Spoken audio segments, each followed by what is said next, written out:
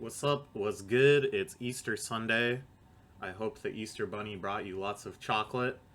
The Easter Bunny brought me a new chapter of One Piece, which we are going to read together and discuss as we typically do on Sunday mornings. This one has a very odd, very poetic title, Motion in Stillness. Typically, One Piece chapter titles are like names of characters, character versus character, adventure in the land of whatever, a quote from a character. It's a lot of stuff like this, but occasionally they have something a lot more abstract, a lot more poetic. The most famous one probably being during Skypiea, there's a chapter called something like To Meet as the Half Moon Clouded in Darkness, which not only is depicting kind of the scene in which the actual chapter takes place, but is also a poetic description of the Shandians and the Giants and just this vast gulf of time and space that separates them, but they still kind of have this meeting, this connection, as the different halves of the moon do when only one is bathed by the sun's light. Really beautiful. This one isn't as elaborate, but I don't know what the hell it refers to. There's a lot of fighting going on, which is motion, but I'm not really sure what stillness implies. But we'll see, we'll see. First off here, as I kind of anticipated, Alti is becoming a big fan of Yamato. When Yamato heads to sea, maybe Alti will be part of his new crew. I don't know. Would be fun to see Alti back in action in the main story again. Very fun character, very silly.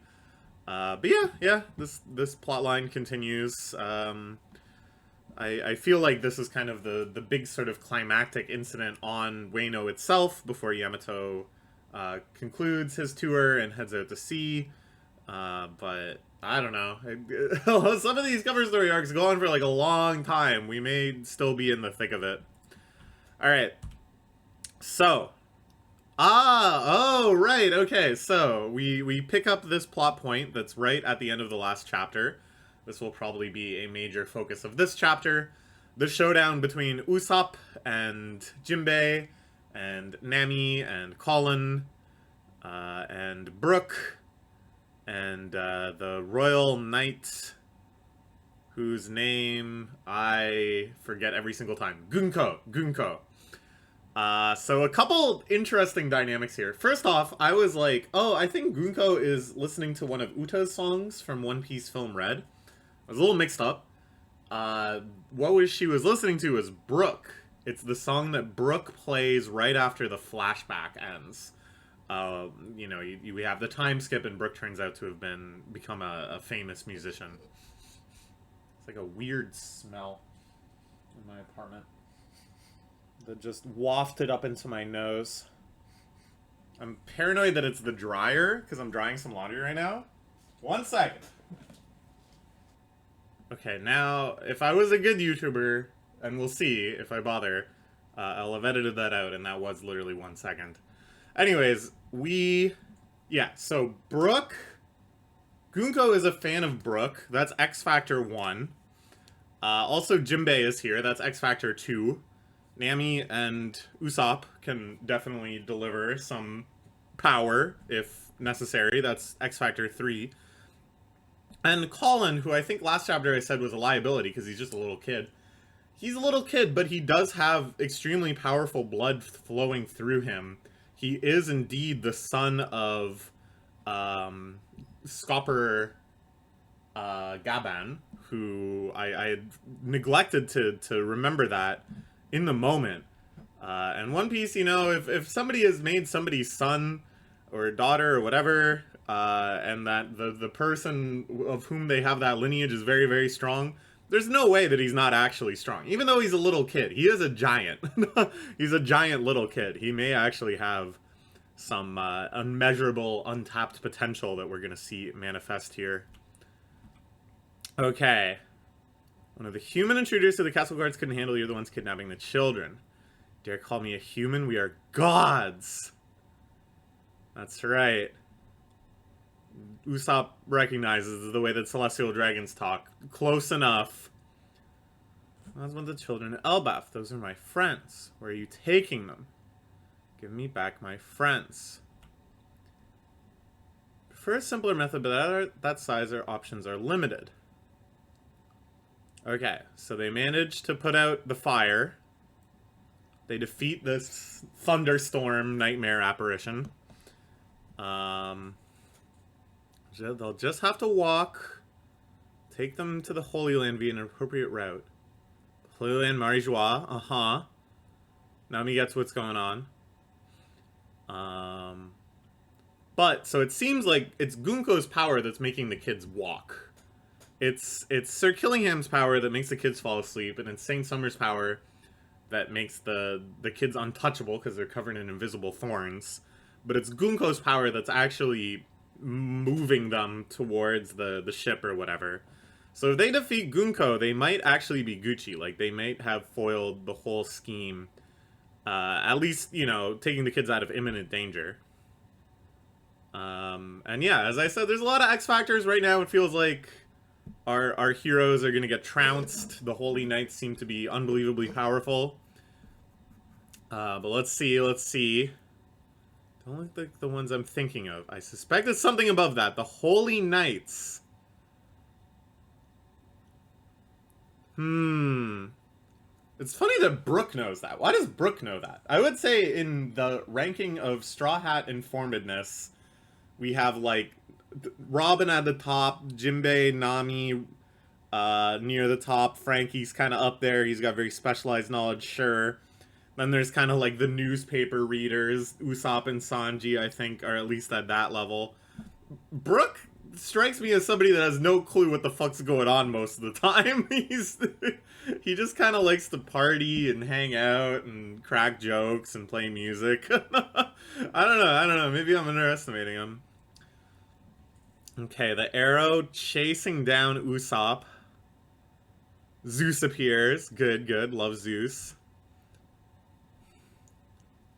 So this is showing Gunko's power. It's a very abstract power of just redirecting things. It reminds me, maybe I already said this, of Accelerator, who is a character in the Raildex universe, Index and Railgun.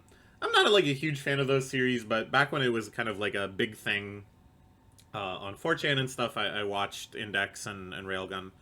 And yeah, there's this guy Accelerator whose power was over vectors. That basically anything that had a component of movement in a direction, he could manipulate the direction, which is an extremely powerful power, and led to a lot of arguments on 4chan about the actual limitations of his power and stuff. R.I.P. 4chan, by the way. It looks like it's finally over, the long failed experiment.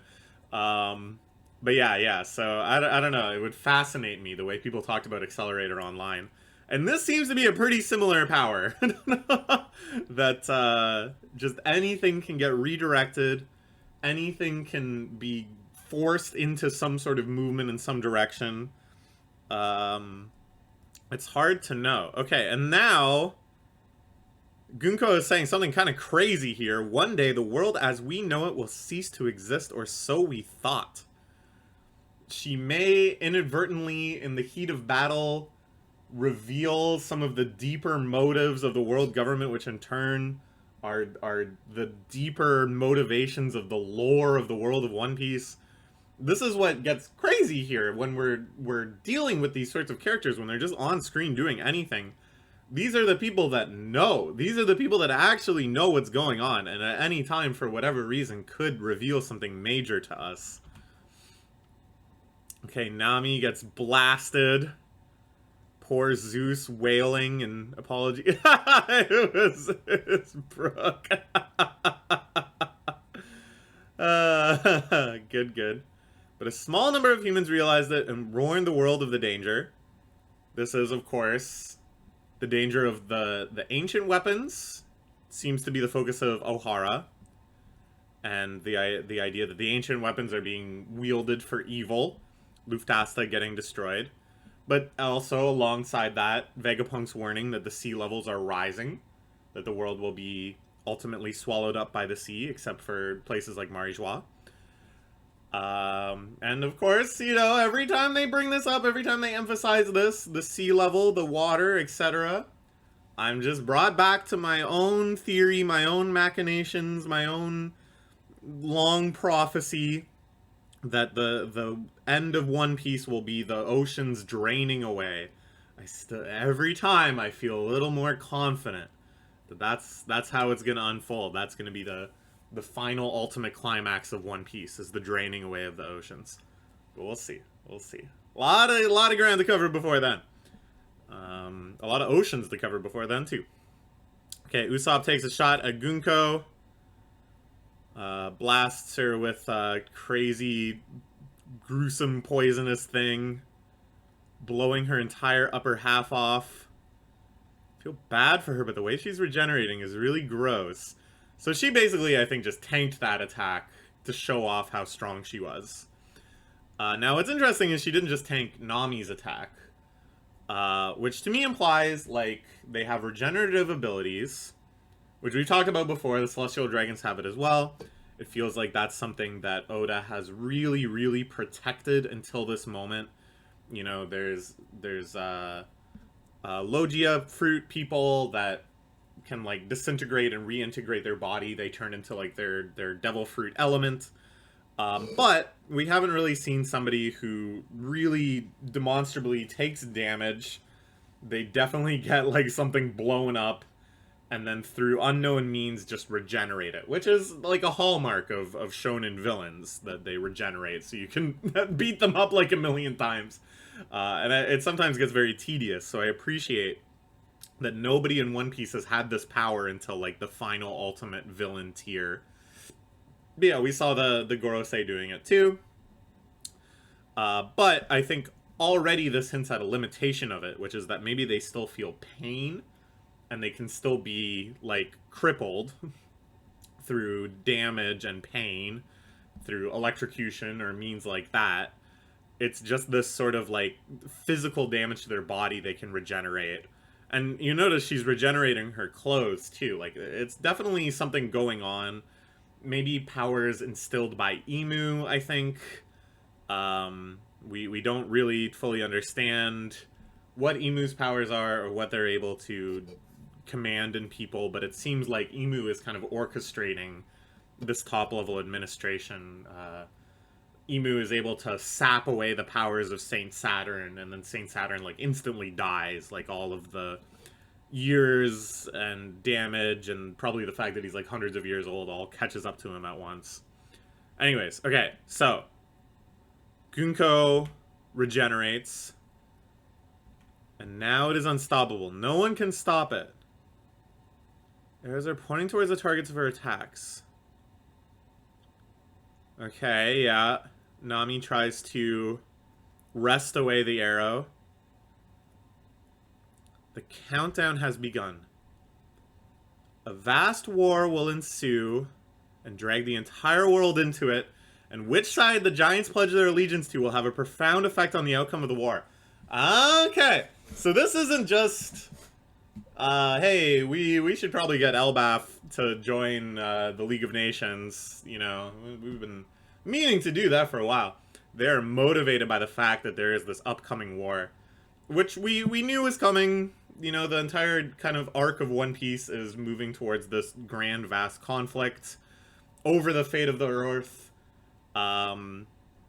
There's kind of three factions, I guess you could say, of the world government, who wants to maintain the status quo, and then probably like the Straw Hat Alliance, the every good guys force, including maybe some turncoat Marines, and then the Blackbeard force, which is oppositional to both and wants to claim power for their own reasons.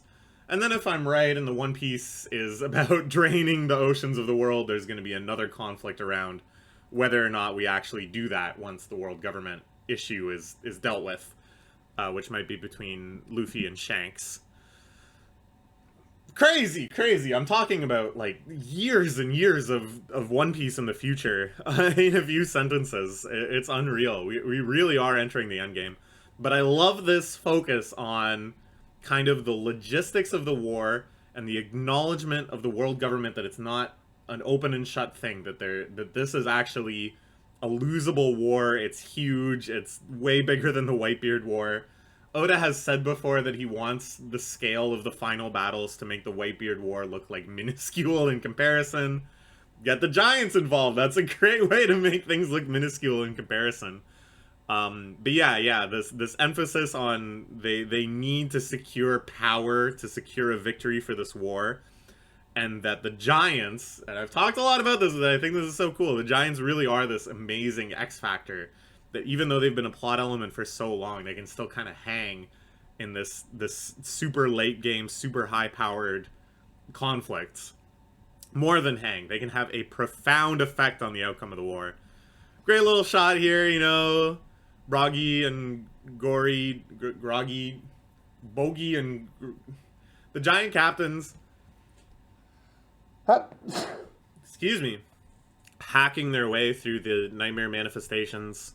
Scopper Gabbin somewhere around there as well. And then also down here, Luffy and Loki, you know, strange allies, somehow sharing some deep commonality, having eaten their fill. The whole world at war, that would never happen. Yeah, no, that's... it's gonna happen. Trying to seize control of Elbaf in preparation for it by taking children as hostages. What cheap cowardice. Perform my duty as commanded, but it could all be for nothing. The lives of a few children might as well be trash to me. I don't understand the concept of hostages. Yeah, Gunko's fucked up. Uh-oh. Colin gets yanked out.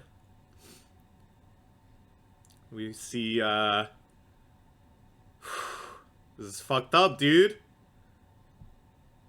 Both Brook and Jinbei fire off powerful attacks, but end up hitting each other via Gunko's arrow magic. I like this depiction, dude. Brook's head just flew right off. Jesus Christ. Nami getting beat the fuck up.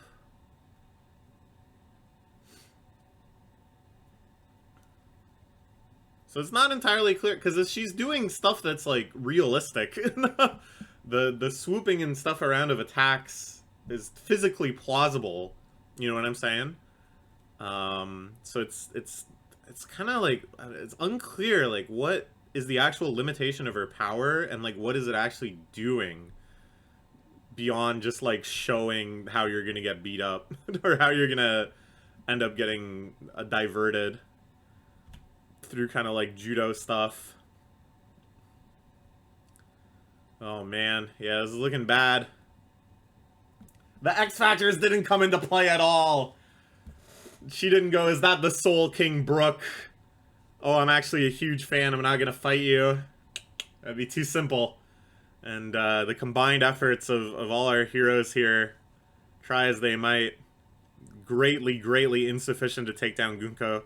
This is, in fact, a stomp. I was like, yeah, it looks like they're setting it up to be a stomp, so you're like, wow, the Holy Knights are so strong. But no, it was a stomp. It was exactly that. Jesus Christ. This is not good. This is not good.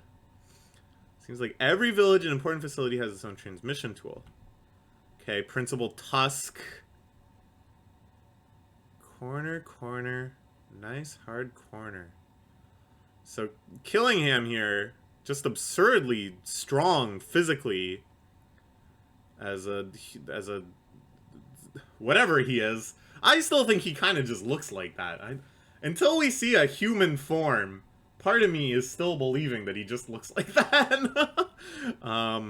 Using his devil fruit powers to put these guys to sleep. They're trying to broadcast a message across Elbaf. This is the guy who should have died at Ohara. Oh, man.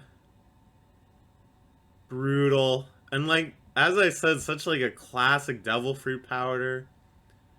Devil fruit power.